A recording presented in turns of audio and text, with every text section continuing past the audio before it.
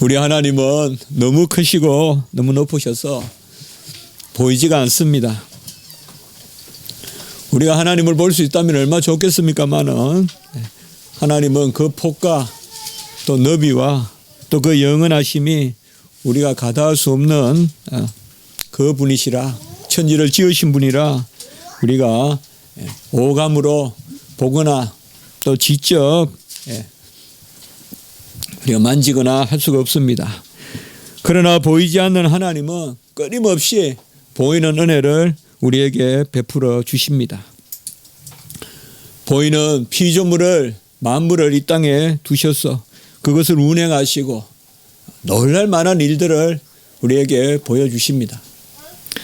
일상적으로 사시사철의 그런 신진대사와 또 우리가 예측할 만한 일들이 많이 일어나서 우리는 그저 평상적으로 그러하다, 자연이다라고 이렇게 부르지만은 사실 자연스러운 게 있겠습니까? 다 하나님이 특별히 은혜를 베푸시는 것입니다. 또 보이는 것으로 귀하게 주신 것 중에 우리 가정이 있습니다. 하나님이 가정을 보이는 것으로 주셨습니다. 무엇보다 부모를 두셔서 하나님의 아버지 되신가, 또 교회의 어머니 됨, 이런 것들을 우리가 가정에서 알게 모르게 배우게 하십니다. 그래서 가정에서 우리가 부모와 또 그 더불어 살고 또 부모의 사랑을 우리가 기히 여기고 그것이 자연히 또 교회와 연결이 됩니다. 이것이 서로 배치되지 않는 것이죠. 오히려 가정의 그 사랑이 교회에 와서 더 돈독함을 알게 되고 또 이러한 것들이 그 근원이 어딘가 이런 것을 알게 되는 것이죠. 가장 하나님이 우리에게 보여주신 최고의 보이는 표는 무엇보다도 이런 피조물과 가정과 교회와 또 우리의 어떤 직분, 소명 이렇게 다 보이는 거거든요. 그걸 넘어서서 우리가 지금 예배도 이렇게 모여서 드리잖아요. 이런 모든 은혜가 있지만 최고 보이는 그러한 하나님의 은혜는 바로 성례입니다.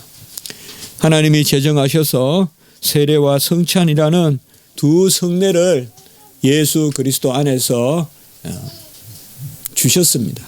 구약에 많은 그러한 보이는 표들이 있지만 다 그것을 이루셔서 이제는 세례와 성찬 이 두 가지 보이는 표로서 모든 것이 그 안에 다 들어가게끔 그렇게 하신 것입니다. 우리는 흔들리는 잎사귀를 보면 바람을 인정합니다. 바람이 있다는 걸 알고 우리가 옷을 벗으면 따뜻하다 하고 옷을 입으면 춥다 합니다. 그러나 매번 그러한 따뜻함과 또 추위와 또 바람과 이런 흔들림과 이런 것이 있어도 우리는 보이지 않으면 쉽게 인정하려고 하지 않습니다. 자연을 통해서도 배울 수 있거든요. 잎사귀가 흔들리면 바람이 있죠. 미술가가 누가 바람을 그릴 수가 있습니까?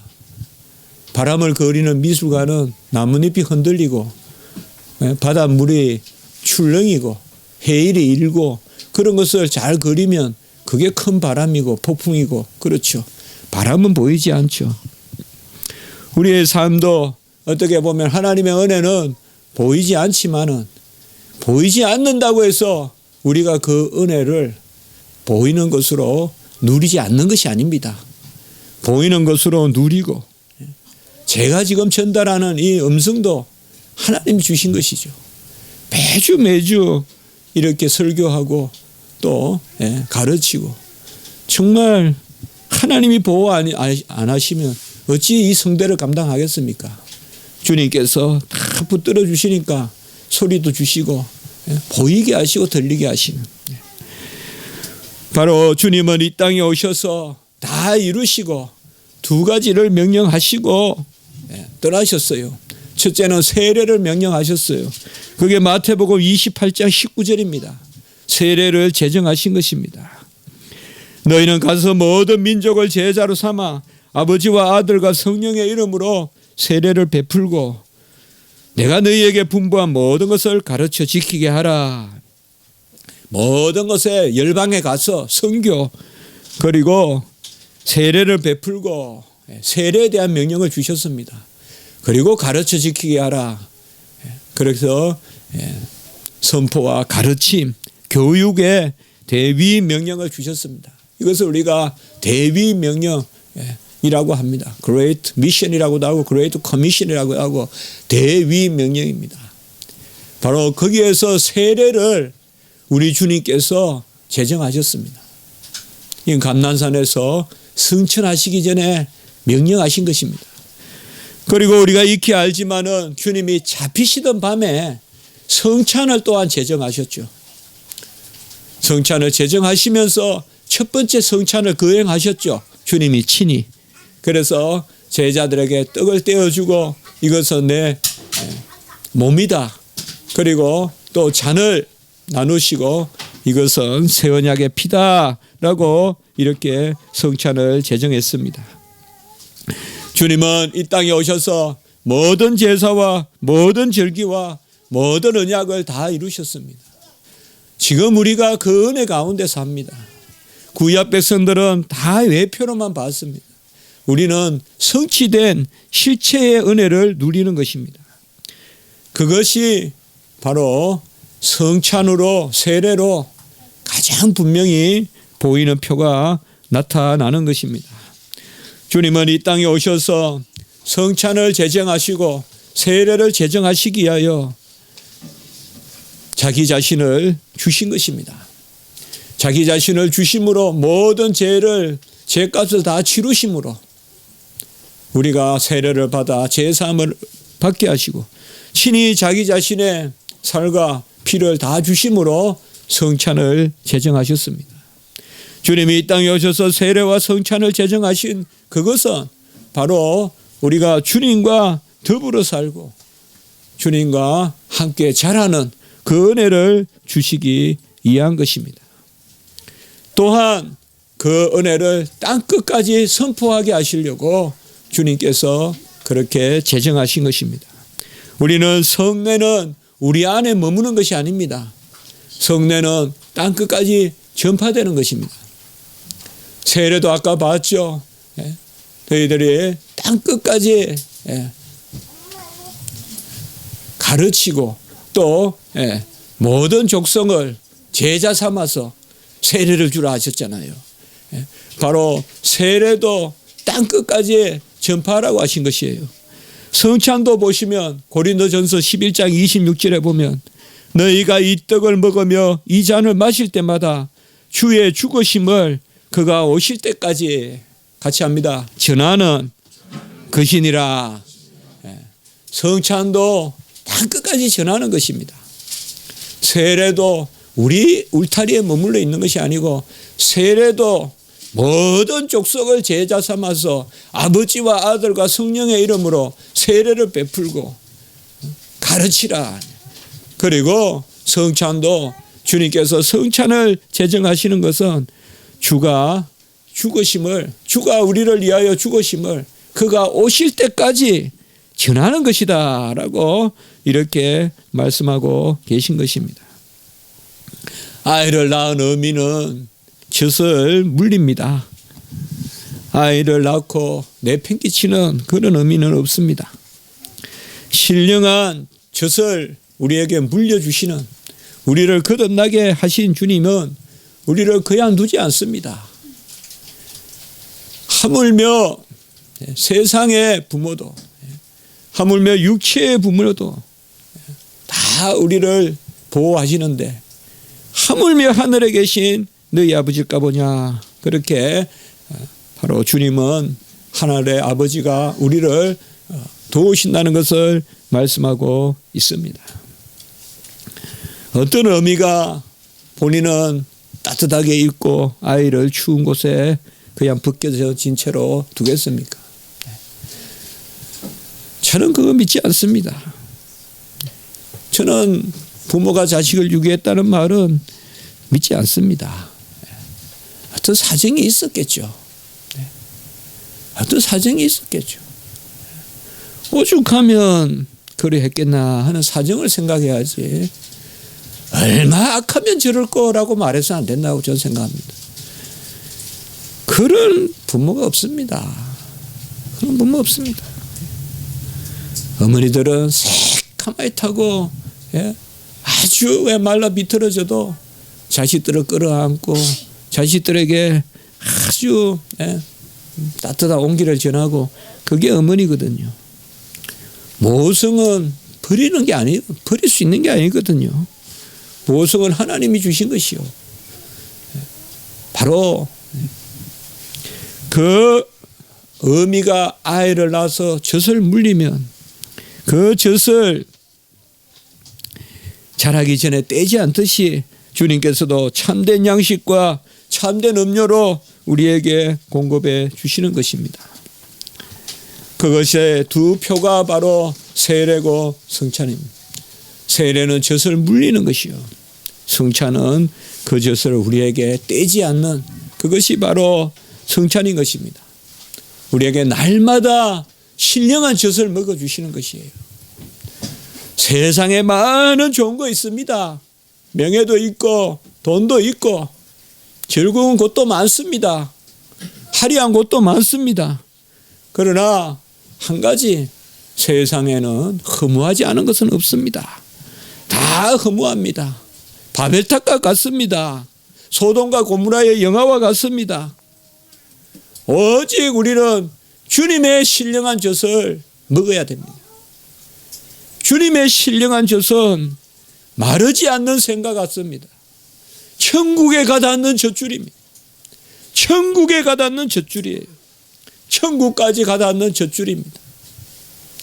좀 육신이 고운하고 육신이 헐벗고 육신이 굶주리더라도 이 천국의 신령한 음료를 마셔야 됩니다. 신령한 젖을 먹어야 됩니다. 그것을 바로 주님께서 이 땅에 오셔서 친히 자신의 몸을 어미의 수유는 어떤 태에서 나오는 거지만은 주님의 수유는 자기 자신을 주시는 피를 흘리고 몸을 찢기시고 몸을 빻아서 주시는 그것이 바로 주님의 수유예요. 주님이 우리에게 젖을 먹여 주시는 것입니다. 그가 죽으심으로 우리가 성령을 받게 되었습니다. 주님이 죽지 아니하시면 또 부활하시고 성천하지 아니하시면 우리는 보혜사 성령을 받을 수가 없습니다. 그러나 주님이 우리 속에 들어오시려고 죽으셨습니다. 요한복음 16장 7절에 내가 떠나는 것이 유익인 것은 또 다른 보혜사 성령을 너희에게 내려주려 하심이라 라고 이렇게 말씀하신 것입니다. 우리 안에 생명의 성령의 역사가 있는 것입니다. 그 성령을 받은 자들은 신령한 음료를 공급받고 날마다 자라가고 이 땅을 떠나는 그 순간 영화롭게 되고 또 부활하고 그 영광을 완성하는 새하늘과 새 땅의 삶을 누리게 되는 것입니다. 세례를 통하여 주님과 함께 살아난 성도는 이제 성찬을 통하여서 주님과 함께 살아가는 것을 예표하고 그것을 우리가 기념하는 것입니다. 나무는 스스로 자라지 못합니다. 그 나무에 붙어있는 가지는 더더욱 스스로 자라지 못합니다. 하나님이 나무로 우리 주님을 보내셨어요. 포도나무로 우리 주님을 보내셨어요. 우리는 그곳에 붙어있는 가지와 같습니다. 참 어떨 때 우리가 이렇게 보면 야 내가 저 가지 같으면 얼마나 좋을까. 얼마 그 파릇파릇한 가지가 붙어 있으면 참 좋잖아요. 멋있고. 참 그림 그리고 하는 사람들 그런 거 그리면 얼마나 좋겠어요. 가지에. 가지가 자라서 나무가 자라는 게 아니죠. 나무가 가지를 자라게 하는 것입니다. 우리가 열심히 자란다고 해서 주님이 자라는 것이 아니라 주님께서 우리를 먹이는 거죠. 자식이 어찌 부모에게 젖을 먹입니까? 부모가 자식에게 젖을 먹이지. 자식이 장성하고 자식이 잘 되면 부모에게 수유할 수 있습니까? 젖은 부모가 자식에게 먹이는 것이죠. 우리는 다 포도나무 되시고 우리의 참 목자 되시는 주님의 젖부침을 받았습니다. 또 그 양의 울타리 안에 거하여서 신령한 꼴을 먹고 있는 것이요. 날마다 신령한 꼴을 먹어주시는 것이요. 신령한 음료를 마시는 거예요. 목이 타도 배가 고파도 우리에게는 가라지 않은 생수가 있고 하늘의 떡이 있습니다. 그것이 우리를 자라게 합니다. 그것이 우리를 영생의 백성으로서 하늘 천국 백성으로서 다 하나님이 준비하셔서 자라게 하는 것입니다. 주님은 포도나무요, 우리는 가지입니다. 나무가 없는 가지는 가지가 아닙니다. 장식이지. 가지는 나무에 붙어 있어야 됩니다. 가지는 살아있는 나무에 붙어 있어야 됩니다. 그러지 않으면 그것은 나무가 아닙니다. 목재지. 그냥 그거는 생명 있는 나무라고 할 수가 없습니다. 가지가 나무의 수액과 체액을 흡수하듯이 우리도 주님의 말씀을 사모하고 주님의 말씀으로 자라야 됩니다. 그 말씀으로 우리 자신을 가꾸어야 합니다. 무엇보다 우리 자신을 가꾸는 데 힘써야 돼요. 다 내려놓고 주님과 나와 1대1 대면하는 삶을 살아야 돼요. 누구에게 보여주기 위한 것이 아니에요. 그래서 죽을 때까지 성경 읽어야 돼요. 내일 죽어도 오늘 성경 읽어야 돼요. 나를 가꾸어서 주님 앞에 서는 거지. 뭐 보이기 위해서 성경 읽어서 가르치기 위해서 아니에요. 성경 읽는 제일 목적은 하나님 앞에 언제나 신부가 되기 위한 것입니다. 하나님 앞에. 그게 제일 목적이에요. 신부가 누구를 위해서 단장합니까? 누구를 위해서 모양을 냅니까? 남편 외에 그것을 바라보고 단장하는 것은 다 바람났다고 하는 거예요. 남편을 위해서 단장하고 남편을 위해서 매무새를 가다듬지 어찌 그 외의 것을 하겠습니까? 우리는 무슨 일을 한다 대세상적인 일만 생각하지만은 대하나님적인 일을 항상 염두에 둬야 돼요. 그 일이 우리의 마지막 일이 돼야 돼요. 하나님 앞에 나를 청결하게 하고 하나님 앞에 나를 자라게 하고요. 누가 뭐 알고 뭐 보여주고 그게 아니죠. 장성한 분량에까지 주님께서 우리를 친히 자라게 하시는 것입니다. 주님이 우리에게 성령의 세례를 베푸셨다라고 오늘 말씀하십니다. 주님은 이 땅에 오셔서 성령의 세례를 우리에게 베풀어 주시는데 그 성령의 세례는 다른 것이 아니라 주님이 모든 것을 다 이루시고 주님 자신이 우리 안에 들어오시는 것입니다. 주님은 이미 하나님이십니다. 성령이 성자로부터 나오십니다. 우리 주님은 주님으로부터 성령이 나오시는 분입니다. 그런데 그 우리 주님이 사람이 되셔서 세례를 받고 계십니다. 그래서 성령 충만을 받으셨습니다. 우리 주님은 세례를 받으실 필요가 없으신 분입니다. 하나님으로서 우리 주님은 오히려 성령이 우리 주님에게서 나오시는 분입니다. 성령이 그분으로부터 흘러나오시는 그 우리 주님께서 우리에게 성령 충만을 주시려고 성령 충만을 받으셨습니다. 사람으로서 우리의 자리에서 제사하는 세례를 받으신 것입니다.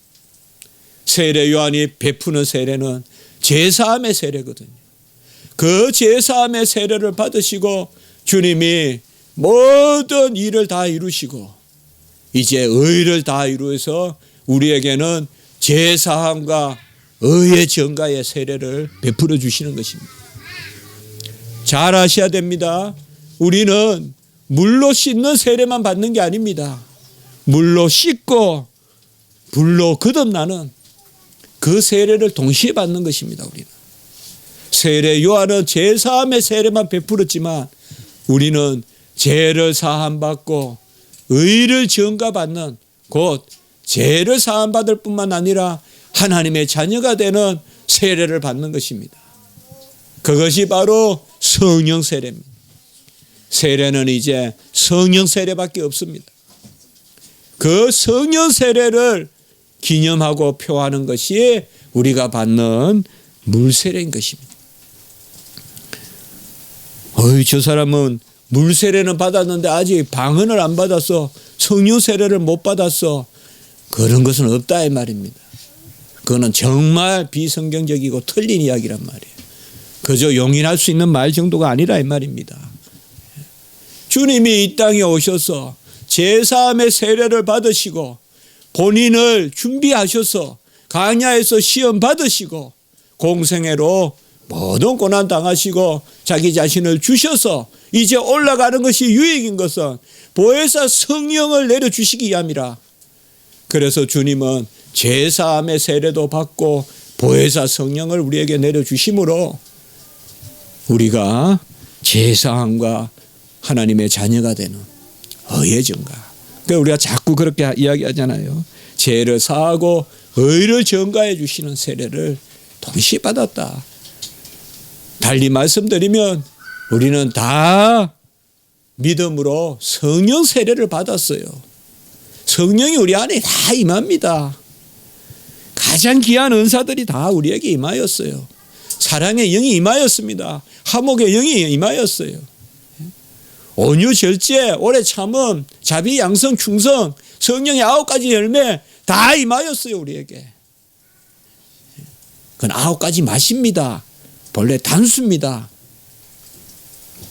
같이 합시다. 한 열매에 9가지 맛을 다 받았다. 다 받았어요. 우리는. 뭐 열심히 노력해서 뭐 화평에 뭐 은사를 받고 아니요. 단수예요. 단수. 성령의 열매는 다 주시는 거예요.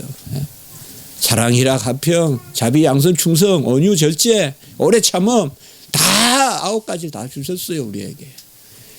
그것을 주님께서 우리에게 인치시는. 그래서 성령이 그 위에 임하여 것을 보거든 그가 성령으로 세례를 베푸시는 이인 줄 알라. 33절에 그렇게 말씀하신 것입니다. 이거 바로 그분이 우리의 자리에서 성령 세례를 받으신, 그분이 우리의 자리에서 요한의 세례를 받으시고 이제 하늘에 성령이 거기에 임하시고 행여라도 주님이 성령 받고 하나님 되셨다 그러면 안 됩니다. 여러분들. 그런 이단 엄청 많습니다. WCC도 그렇게 이야기합니다. 그래서 제가 WCC를 비판하는 겁니다. 이런 것이 너무 틀립니다. 틀리는 게 아니죠. 이런 기독교가 아니죠. 우리 주님은 하나님이세요. 어느 강단에서 주님이 세례 받으시고 비로소 하나님의 의식을 갖게 됐다라고 해서 난리가 났잖아요. 지금도 아주 힘들잖아요. 교회가 나누어지고. 그건 비진리죠.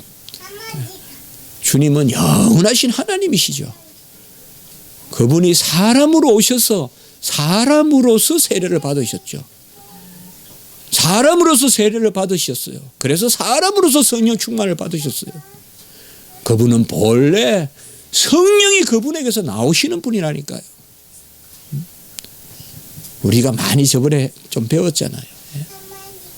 웨스트민스터 신앙 고백할 때 아들은 아버지에게서 나시고 성령은 아버지와 아들로부터 나오신다. 성령은 우리의 예수 그리스도께서 나오시는 게 성령이에요. 하나님으로서 우리 예수님은 성령이 예수님에게서 나오시는 분이에요. 그분이 사람이 되셔서 성령 세례를 받으신 것입니다. 오늘은 특별히 말씀을 통하여서 우리가 세례 요한이 특별히 오늘 이 말씀에서 참으로 큰 자다 이 말이에요. 이걸 우리가 조금 더 살펴보려고 합니다. 주님이 낳은 자 중에 세례 요한보다 큰 자가 없다. 사실 저는 요한복음 읽을 때마다 이 세례 요한이 그저 강야에서 거칠게 무슨 메뚜기야 역청을 먹고 트롯을 입고 아닙니다. 물론 그런 고난에 그러한 예비된 발로 준비됐지만은 세례 요한은 아주 뛰어난 강하게 말하면 신학자 중에 신학자입니다. 세례 요한은 정확하게 우리 주님을 알고 있었어요. 정확하게. 세례 요한은 세 가지 크게 세례 요한에 대해서 생각해 볼 수 있어요. 첫째, 세례 요한은 자기 부인이 분명했습니다. 아니요라고 분명하게 말했던 분입니다. 세례 요한은. 요한복음 1장 20절에 보면 요한이 드러내어 말하고 숨기지 아니하니 드러내어 하는 말이 나는 그리스도가 아니라. 이거 여러분 쉽지 않잖아요. 그리스도이다라고 말하는 건 더더욱 안 되지만은 그리스도가 아니다라고 말하는 거 쉽지 않거든요. 두 번이나 또 이야기합니다. 요한복음 3장 28절에도 보면 내가 말한 바 나는 그리스도가 아니요 그의 앞에 보내심을 받아온 자다. 고린도 교회에 보면 그리스도파, 바울파, 아볼로파, 게바파. 어쨌든 사람은 자꾸 그리스도의 자리에 사람을 놓으려고 하는데 세례 요한도 아마 다른 사람들이 세례 요한 보고 당신이 그리스도가 아니야 그리스도가 아니야 하니까 그냥 침묵하고 지나갈 만도 한데 또 그리스도가 아니다 이 말이야. 대놓고 그리스도가 아니라 드러내서 하는 말이 나는 절대 그리스도가 아니다. 우리는 아니요가 분명해야 됩니다. 아니요가 분명하지 못하는 것은 큰 멸망에 이를 수 있습니다. 침묵은 그저 중간을 지키는 게 아닙니다. 많은 경우에 침묵은 멸망의 길이 될 수가 있습니다. 힘들고 어렵지만은 아니요라고 말할 수 있어야 돼요. 롯은 구원받았습니다만은 아브라함의 기도로 구원받은 거지. 롯은 죽어야 돼요. 왜요? 소돔과 고모라에 대해서 아니라라고 말하지 않았어요. 롯은 소돔과 고모라 거민들에게 아니라고 하지 않았어요. 롯이 소돔과 고모라의 출발 아닙니까? 그렇잖아요. 롯이 소돔과 고모라 땅에 첫 번째 내려간 사람이에요. 물론 그 땅에 이미 거민이 있다고도 볼 수 있지만 아브라함과 롯에게 했을 때 롯이 그 땅에서 아니야라고 말하지 않았어요. 엘리 제사장은 자식들에게 아니요라고 말하지 않았어요. 자식들에게 잘못된 것을 아니요라고 할 수 있어야 돼요. 교회 안에서 주님께 드릴 것을 취하고 교회 안에서 엄난한 생각을 하고 이건 아니요라고 해야 돼요. 엘리 제사장이 그걸 못했어요. 목이 꺾여 죽었어요. 사도 바울과 빌라도도 그들이 거듭나기 전에는 아니요라고 말했어요. 스데반이 죽을 때도 아니요라고 말하지 않았고 우리 주님이 죽을 때도 빌라도는 아니요라고 하지 않았어요. 물론 이들이 온전하지 않을 때니까 이러한 것을 기대하기 어렵지만은 어쨌든 우리는 아니요가 분명해야 됩니다. 아론이 금송아지를 만들었겠어요. 아론의 변명을 보면 그래 최근에 우리 남상수 목사님께서 설교도 하셨지만은 아론의 이 변명을 보면 참 웃었거든요. 코미디 보는 것 같거든요. 저들이 금기고리 가져와가 녹였더니 송아지가 됐다 이렇게 변명하거든요. 그 마치 새끼줄을 가지고 오니 집에 오니까 송아지가 한 마리 딸려왔더라고 똑같거든요. 옛날에. 아주 소읍친 거 아니고 그냥 끈이 하나 있길래 집에 가지고 왔더니 소가 달려왔더라고요. 그 똑같은 이야기죠. 아론도 하나님이 모세의 기도 때문에 두신 것이죠. 아니오라고 해야죠. 다 금송아지 만들다 해도 아니오라고 해야죠. 세례 요한은 아니오가 분명했어요. 그리고 세례 요한은 예가 또한 분명했어요. 우리는 아니오만 잘했어도 안 돼요. 예도 잘해야 돼요. 그는 요한복음 1장 21절에 보면 자신이 보내심을 받은 자 정언하러 온 자일 뿐이다. 자기 자신이 누군가에 대해서 정확하게 파악했어요. 그리고 예수님이 바로 성령으로 세례를 베푸시는 분인 것, 그것에 대해서 분명하게 인정했습니다. 우리는 아니요라는 말만 또 잘해서도 안 돼요. 어떤 사람은 아니요, 식당에 가면 무조건 아니요만 해요. 맛없다고만 해요. 그것도 안 돼요. 맛있는 건 맛있다 해줘야죠. 아니, 고등어는 좀 맛없어도 꽁치는 맛있을 수 있잖아요. 그럼 잘한 건 잘했다 해줘야죠. 자녀들에게도 회사에서도 직장에서도 잘한 것은 잘해줬다 하고 인정한 건 인정해주고 잘한 것은 참아줘야죠. 자식이 의롭게 살려고 정의를 외치면서 나서면 부모가 나무라면 안 되죠. 그 길이 어렵고 험하더라도 부모가 눈물 흘리면서 참아줘야죠. 자식에게 편한 대로 살아라, 편한 대로 살아라, 그렇게 가르치는 건 아니죠. 아니요는 아니요라고 분명히 하고, 자녀들이 교회를 안 나와도 혼도 내지 않고 그렇게 하면 안 되죠.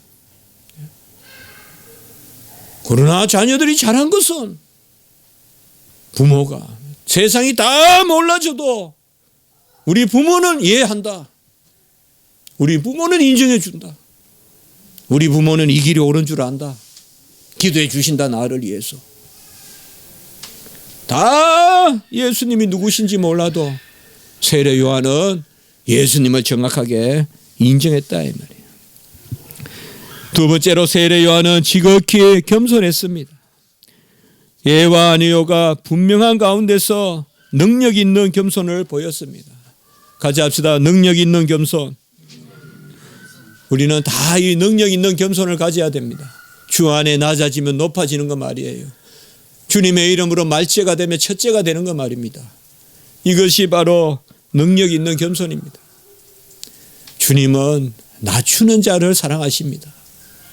주님은 겸손한 자를 높이십니다. 주님은 일부러 숨어 있는 건 아니지만 한적한 곳에서 주님을 바라보고 양을 치는 다윗을 택했습니다. 많이 드러나는 시장 거리의 그 형들을 택하지 아니하였습니다. 세례 요한은 겸손했습니다.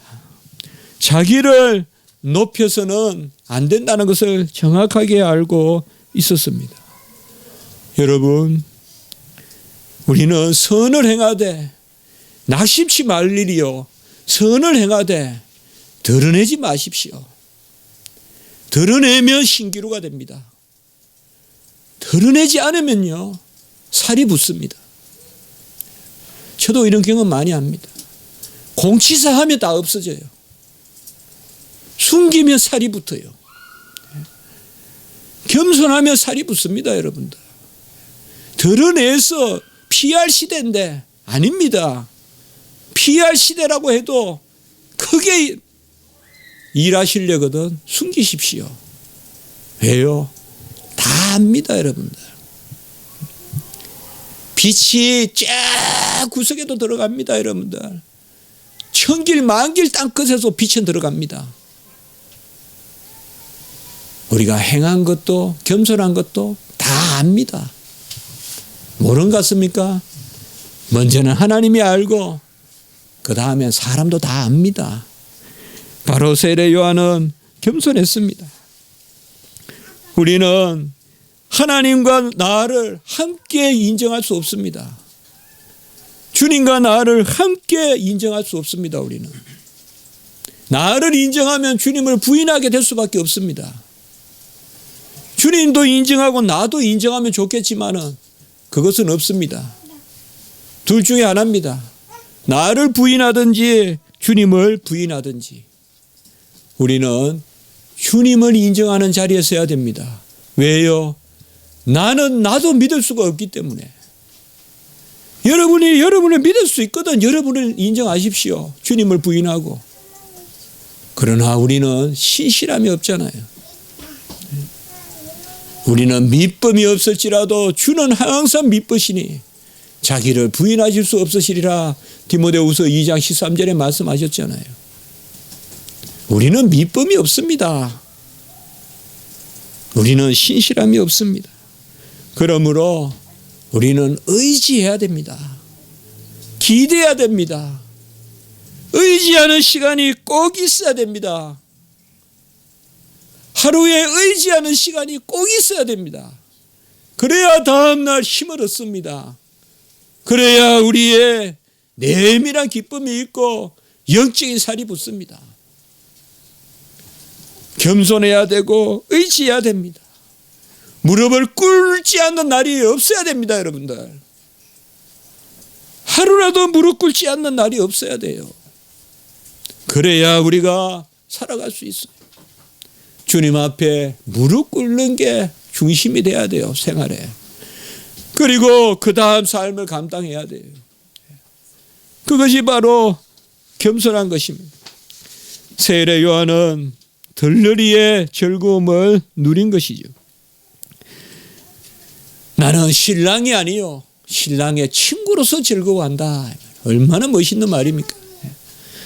다 우리는 신랑이 되려 하지만은 신랑의 친구로서 즐거워한다. 같이 합시다. 들러리의 즐거움.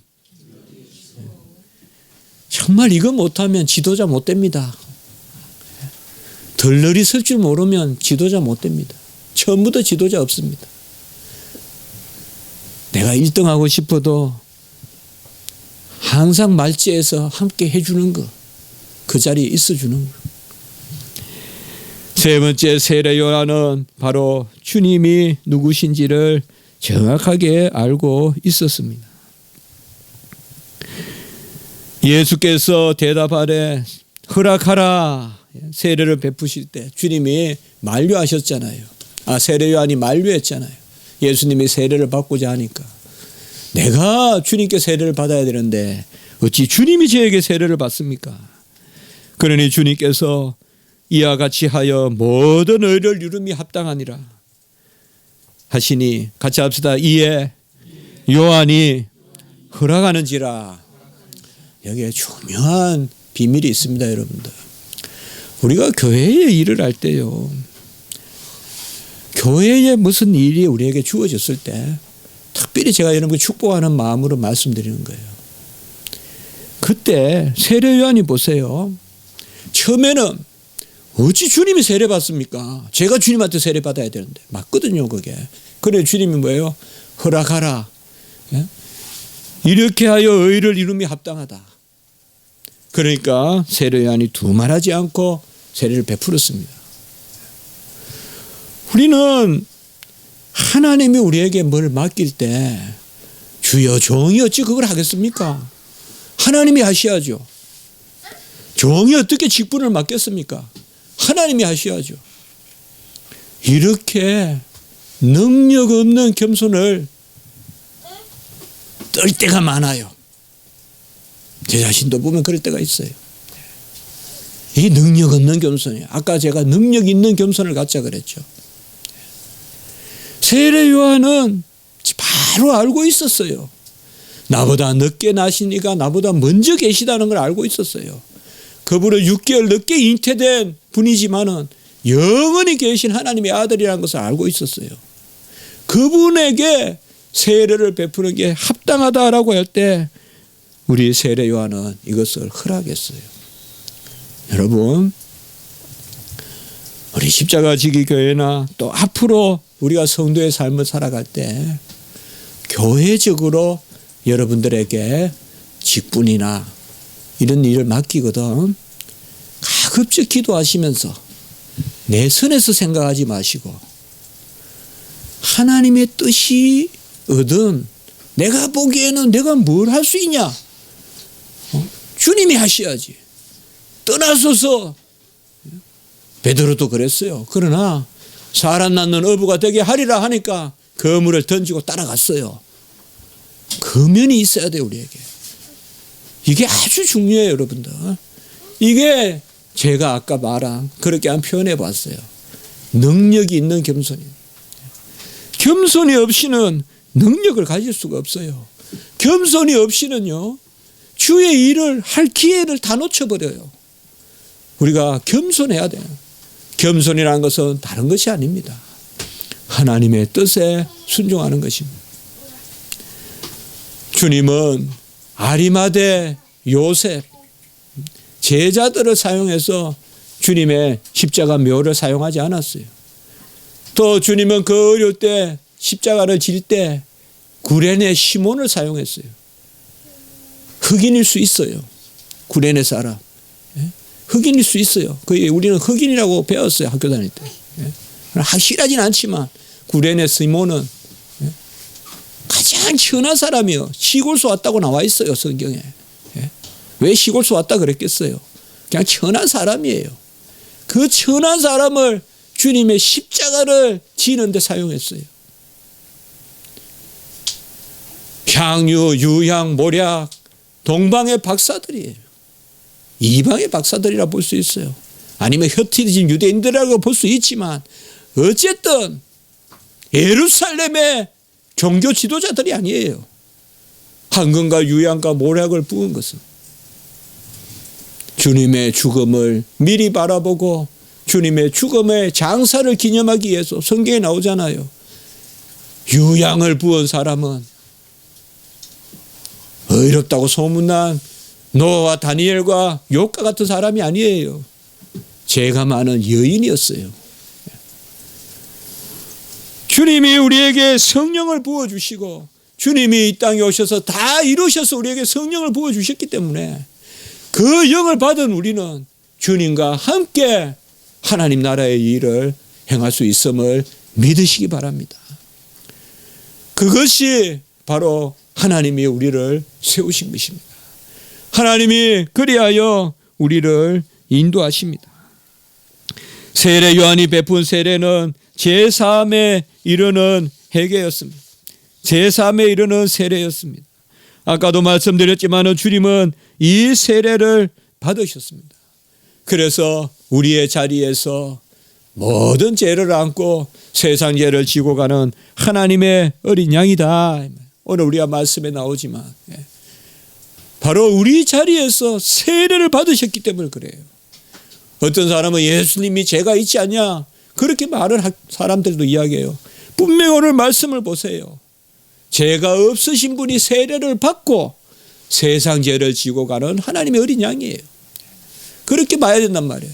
우리의 자리에서 세례를 받으셔서 아사셀 염소에게 안수해서 우리의 죄를 대신 가져가게 하듯이 그 염소를 광야에 보내듯이 그 염소를 잡아서 피를 제단에 뿌리듯이 우리 주님에게 세례해서 주님이 아사셀이 되게 하신 것입니다. 그 주님이 우리의 대속주가 되게 하신 것입니다. 세례 요한이 세례를 베풀어 바로 그 예수 그리스도를 이스라엘에 나타내려 함이라. 오늘 31절에 보면 그렇게 말씀하고 있는 것입니다. 여러분, 우리는 모든 일을 할 때 이걸 아셔야 돼요. 저는 그렇게 믿어요. 주님은 절대 저를 낮추지 않으십니다. 한때 높여서 다시 끌어내리는 건 세상이 하는 일이지 하나님은 계속 높여가십니다. 저는 그걸 믿습니다. 제가 좀 힘들다고요? 제가 좀 낮아지는 것 같다고요? 아니에요. 주님은 계속 우리를 높여가세요. 큰 복 받으시거든. 그거부터 믿으세요. 주님은 끝없이 끌고 올라가십니다. 우리를. 그건 믿으세요, 여러분들. 그거 교만한 거 아니에요. 겸손한 거예요. 전능하신 주님이에요. 우리가 생각하기에 가하다고 생각할지 몰라도 주님은 주님 뜻 가운데서 다윗을 끝까지 끌고 올라가세요. 통일한국 이르게 하세요. 주님 이렇게 큰 은혜를 베푸셨는데 이제는 주님 종이, 여러분 주님 앞에 계속 나아가십시오. 주님께서 우리를 끝까지 인도하십니다. 바로 이스라엘에 나타내려 하심이라. 이렇게 생각하면 돼요. 주님이 우리를 계속 끌고 올라가시는 것은 주님을 나타내시려고 하는 거예요. 그럴 때 우리가 담대함이 있는 거예요. 아니면 여러분들 우리 실족해요. 너무 큰 은혜를 받아서 실족한다니까요. 어찌할 줄은 몰라요. 큰 은혜를 받는 그릇이 뭡니까? 간단해요. 주님을 드러내게 하심이다. 같이 합시다. 그를 이스라엘에 나타내려 함이라. 이거 고백 없으면 주의 일 못해요. 하나님을 이 땅에 나타내려 하시려고 우리에게 하나님이 복을 주시는 거예요. 저는 우리 성도님들을 끊임없이 하나님이 끌고 올라가실 것을 믿어요. 기도하세요. 손을 들고 기도하시고 크게 외치고 기도하시고 하나님 앞에 내어놓으세요. 왜 하나님이 우리를 끌어내리세요? 안 끌어내리세요. 잠시 고난이 있는 듯 하나 그건 끌고 올라가시는 방법이에요. 잠시 기아를 일단 놓고 다시 오르막에 부악 올라가듯이 잠시 기아를 뒤로 늦추는 거지 후퇴하는 게 아니에요. 바로 성령을 우리에게 부어주심으로 하나님은 우리를 사랑하시고 떠나지 아니하시고 함께 계시고 우리에게 젖을 물려주신 하나님은 충만하게 우리에게 사십니다. 기도하세요. 회개하세요. 죄를 안고 살지 마세요. 회개하시면 돼요. 회개 어렵지 않아요. 무슨 보상 요구하지 않습니다. 너 이만큼 잘못했으니까 이거 가져오면 내가 죄 사해 줄게 안 하십니다. 하나님은. 하나님 앞에 회개 기도하면 돼요. 왜요? 회개의 영을 받았기 때문에. 회개의 영을 받았습니다. 같이 합니다. 우리가 회개의 영을 받았도다. 회개의 영을 받았어요. 회개도 아무나 하는 게 아니에요. 성령을 받았기 때문에 회개할 수 있는 거예요. 우리는. 회개할 수 있는 자리에 세우셨어요. 죄를 안고 가지 마세요. 무거운 짐이 얼마나 많아요. 죄를 안고 가다가 죄가 간염이 되고 죄가 간염이 되면 죄가 콤플렉스가 되고 죄가 노이로제가 되고 죄가 강박간염이 되고 정신병이 오고 그렇게 돼요. 죄는 하나님 앞에 내어놓으면요 시원해져요. 저도 어떨 때 보면 막 부끄러워요. 강의하고 나서 예배 가는 그 강의실에서 우리 예배처까지 한 5분 걸리거든요. 되게 부끄러울 때 있어요. 없을 것 같죠. 아마 학생들은 이렇게 생각할 수 있어요. 저 교수 왜 저렇게 교만하냐. 그런 게 있어요. 저도 모르게 자꾸 그런 게 나와요. 나이가 들어갈수록 그런지. 그럼 그렇게 부끄러워요. 제 자랑하고 제 이야기 했다 싶으면. 그러면 믿는 게 있어요. 채플에 가서 회개해야지. 그러면요. 학생들 그 뒤에 좀 우승우승 오면 그 앉아서 이렇게 기도하면요.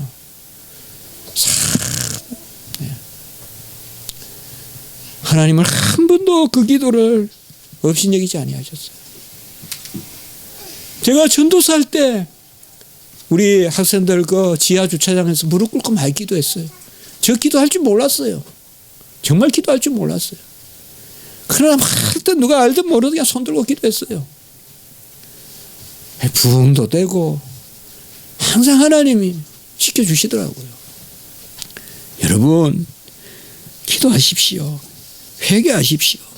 성령 받으셨으니 자녀로서 구하십시오. 두려워하지 마세요. 근심하지 마세요.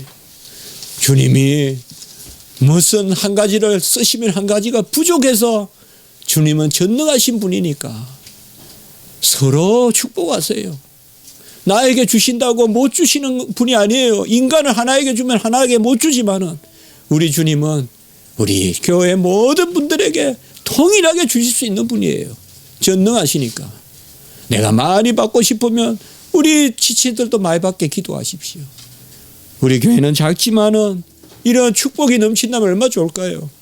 서로 기도하십시오.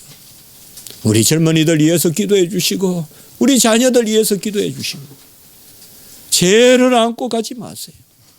너무 내가 하려고 하지 마세요. 겸손하세요. 겸손하십시오. 절대 내가 했다고 공치사하지 마세요. 큰 지도자 되려면 겸손하세요. 하나님이 보십니다. 우리는 항상 이래 생각해야 돼요.